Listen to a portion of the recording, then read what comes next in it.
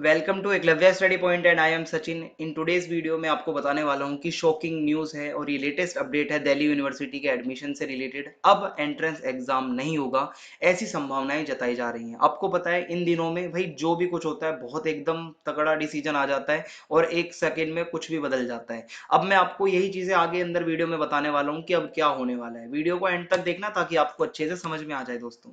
तो सबसे पहले आपको ये बता दूं कि आप एकलव्य इन्फो जो कि हमारा न्यू चैनल है उसको विजिट कर सकते हैं। यहाँ पे आपकी करियर से रिलेटेड वीडियोस की 12th के बाद क्या करना चाहिए आपको, टीचर कैसे बनते हैं, पुलिस में कैसे जाते हैं, ठीक है, और कुछ डेली लाइफ से रिलेटेड वीडियोस जैसे कि सेक्स एजुकेशन से रिलेटेड जिस पे कोई बात नहीं करता, ठीक है, कुछ सोशल इश्यूज वो हम बनाते हैं वीडियो, जो कि आप जाके देख सकते हैं। चैनल को प्यार जरूर दें। और जो हमारा तीसरा चैनल है एकलव्य स्नातक, अब मैं आपको इसका इंट्रोडक्शन दूंगा क्योंकि ये चैनल अब आपके काम का है। क्योंकि 12th आपकी हो चुकी, अब आपको आगे जाना है, कहीं तो आप डीयू में जाएंगे या एसओएल में जाएंगे, एनसी वेब में या फिर इग्नू में, तो कहीं भी आप जाओगे हमने सारे कोर्स यहाँ पे लगभग स्टार्ट करा रखे हैं बनाना, ठीक है, और जो बचे हुए सब्जेक्ट हैं वो भी जल्दी से हम करवा देंगे। तो अब आप इस चैनल को विजिट करते रहना टाइम टू टाइम। आपको जो भी आपकी ग्रेजुएशन से रिलेटेड वीडियोस होंगी वो एकलव्य स्नातक पे ही मिलेंगी। आप इसको भी नोटिफिकेशन बेल को दबा दें और सब्सक्राइब कर दें ताकि अगर कोई हम कोर्स स्टार्ट करें तो आपको पता चल जाए।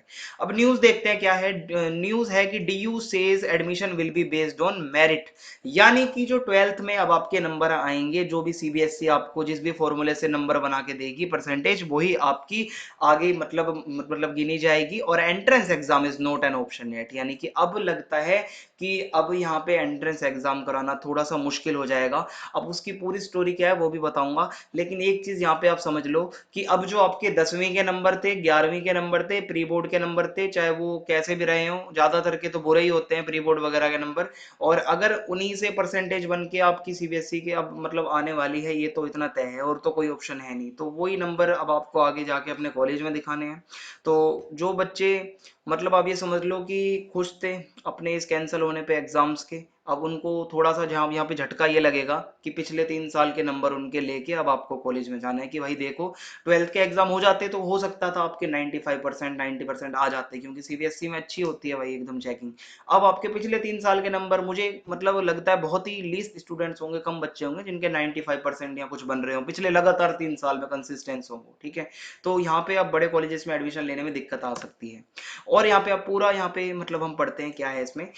डीयू के जो वाइस चांसलर हैं पीसी जोशी जी, उन्होंने ऐसा बोला कि this decision has been taken in view of unprecedented COVID situation, और हम गवर्नमेंट इंडिया के बिल्कुल साथ हैं, ठीक है, बिल्कुल जो सरकार ने फैसला लिया एग्जाम कैंसिल करने का, वी आर विद गवर्नमेंट। और यहाँ पे लिखा इन्होंने डीयू वालों ने कि our admission criteria will strictly based on merit, यानी कि मेरिट का मतलब है जो 12th की परसेंटेज है, आपकी जितनी परसेंटेज होगी अगर आपकी कट ऑफ से मैच करती है तो आपका वेलकम है कॉलेज में, अदरवाइज आप एलिजिबल नहीं होगे एडमिशन लेने के लिए। For example I am in Hindu college and if you want to get admission in Hindu college you should having a percentage of 98%। अगर आपके 98 परसेंटेज हैं, अगर आपको बीए प्रोग्राम में आना है, बीए पॉलिटिकल ऑनर्स में जाना है तो 99.5%। और मुझे नहीं लगता कि पिछले 3 साल में किसी की भी कैलकुलेट करके इतनी ज्यादा बन सकती है, ठीक है।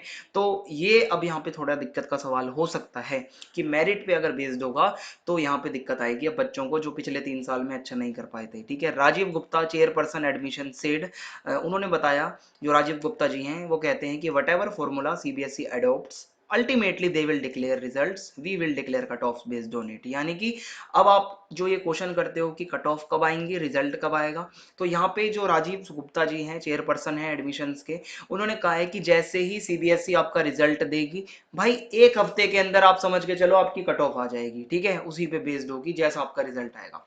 Every year DU conducts undergraduate admissions to most courses, ज्यादातर के जो मतलब एडमिशन होते हैं यूजी के वो कट ऑफ बेस्ड होते हैं, ठीक है, कट ऑफ निकलती है और अगर आपके नंबर हैं उतने तो आपका एडमिशन होता है, अगर आपका नहीं है नंबर तो उतना तो मतलब आपका एडमिशन नहीं हो पाता, ठीक है। जो 12th के आपके नंबर होते हैं उसी के बेस पे आपका एडमिशन होता है कॉलेज के अंदर।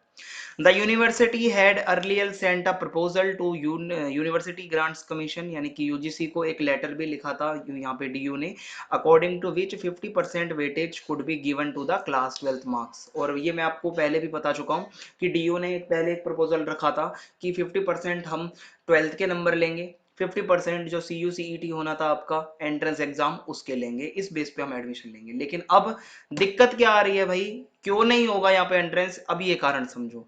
However with the current situation of the pandemic, Covid खत्म तो नहीं हुआ आपका, जब बोर्ड एग्जाम कैंसिल हो गया तो भाई CU/CET कैसे हो सकता है, सोचने की बात है ये भी। वहां भी तो आपको बैठना पड़ेगा एग्जाम हॉल में जाके।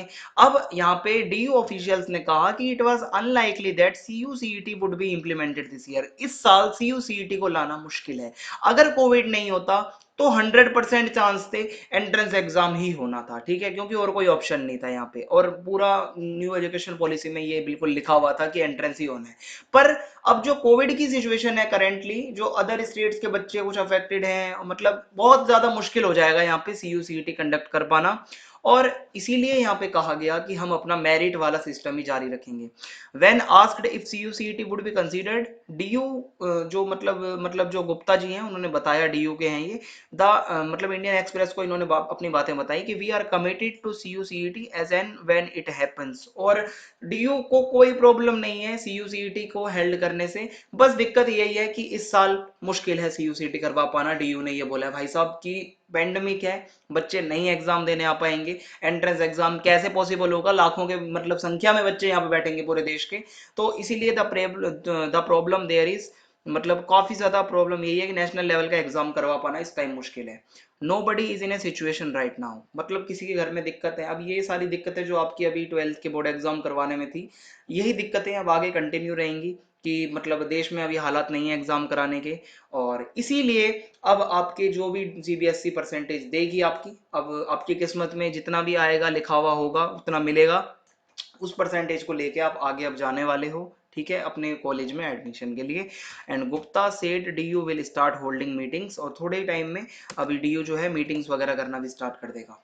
अब दिक्कत की बात यहाँ पे यही लगी थोड़ी सी कि अगर एंट्रेंस हो जाता तो कम से कम यार जो बच्चे 12th में जो मतलब दुखी हो गए थे कि मतलब एग्जाम नहीं हुआ, दुख हो रहा है, वो कम से कम एंट्रेंस क्लियर कर सकते थे और वो जाके एडमिशन ले सकते थे अपने मनपसंद कॉलेज में। अब तो जो CBSE परसेंटेज देगा उसी को मानना पड़ेगा, उसी परसेंटेज को लेके कट ऑफ के बेस पे एडमिशन कराना पड़ेगा। तो अब देखते हैं, वेट एंड वॉच, कुछ और भी यहाँ पे टर्न एंड ट्विस्ट एंड कुछ भी हो सकता है भाई।